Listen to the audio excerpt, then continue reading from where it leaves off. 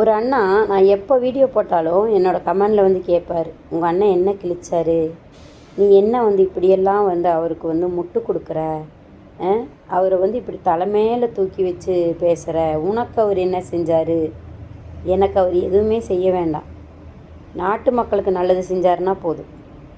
நாங்கள் போய் ஒரு ஹேண்டிகேப்டு ஒரு அம்மாவை போய் பார்த்தோம். அந்த அம்மாவுக்கு வந்து 2 காலுமே கீழே நெருங்கி தான் நடக்கிறாங்க. அவங்க வந்து நாங்கள் சொல்கிறோம், அம்மா நாங்கள் உங்களுக்கு உதவி செய்கிறோம் அப்படிங்கிறாங்க. அந்த அம்மா நெஞ்சை நிமித்திட்டு சொன்னாங்க, அப்பா எனக்கு கால்கள் தான் இல்லை, ஆனால் எனக்கு தன்னம்பிக்கை இருக்குது. நான் வந்து ஒரு காய் கடை போட்டிருக்கேன். அந்த காய் கடை நெருங்கி அது அப்படியே நெருங்கிட்டே தான் நடப்பாங்க. நீங்கள் தான் எல்லாத்தையும் எடுத்தே கொடுப்பாங்க. அவங்க சொல்கிறாங்க தன்னம்பிக்கையோட, அம்மா நான் காய் கடை போட்டிருக்கேன், அதில் எனக்கு வருமானம் வருது, நான் அதை வச்சு பொழைச்சிட்ருக்கம்மா, இன்னும் என்னை விட இயலாதவங்களுக்கு நீங்கள் நல்லது செய்யுங்க, எனக்கு வண்டியெல்லாம் வேண்டாம், எனக்கு சக்கரை நாற்காலி வேண்டாம், என்னோடய தன்னம்பிக்கை மட்டும் போதும் அப்படின்னு அந்த அம்மா சொல்லும்போது எங்களுக்கு அவ்வளோ சந்தோஷமாக இருந்துச்சு. ஆனால் இன்றைக்கி 2 கால் இருக்குது, 2 கை இருக்குது, நல்ல ஒரு அழகான மூளை இருக்குது, 4 மக்களுக்கு நல்லது செய்கிறதுக்கு பணம் இருக்குது. ஆனால் நீங்கள்லாம் கேட்குற கேள்வி, இந்த விஜய் என்னத்தை கிழிச்சாரு, என்னத்தை கிழிக்கலை.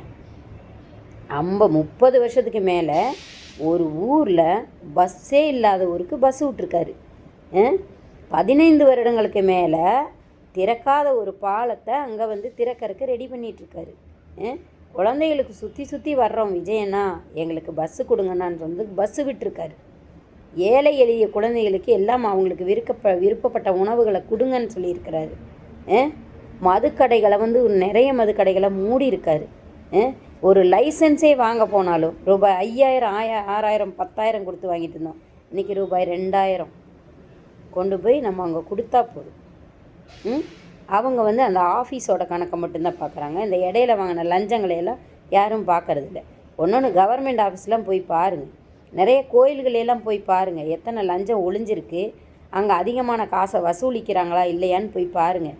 என்னத்தை கிழிக்கணும், உங்கள் வீட்லேயே உங்கள் பக்கத்துலேயே வந்து உங்கள் ஒரு ஆளுக்கே செஞ்சிட்ருக்க முடியுமா?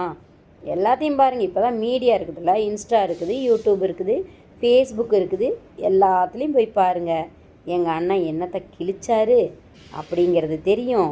இந்த 5 வருஷமாகவும் சரி, இந்த 52 வருஷம் 72 வருஷமாகவும் உங்கள் ஆட்சியில் அவங்க என்ன கிழிச்சு வச்சுருக்காங்கன்னு உங்கள் டெபுட்டி சிஎம்மு, உங்கள் சிஎம்மு, உங்கள் சிஎம்மோட தங்கச்சி, உங்கள் சிஎம்மு தங்கச்சி கூட சுற்றிட்டு இருக்கிறாரு அந்த ரோசா கூட ராசா இருக்கார், அந்த ராசா, இவங்கக்கிட்ட எல்லாத்துட்டையும் போய் கேளுங்க முதல்ல, ஐயா ஏயா எல்லாத்தையும் கிழிக்காம விட்டுட்டு போயிட்டீங்க, இவர் வந்து இப்போ அதையெல்லாம் கிழிச்சிட்ருக்கிறாரியா அப்படின்னு போய் சொல்லுங்கள். சரிங்களாண்ணா?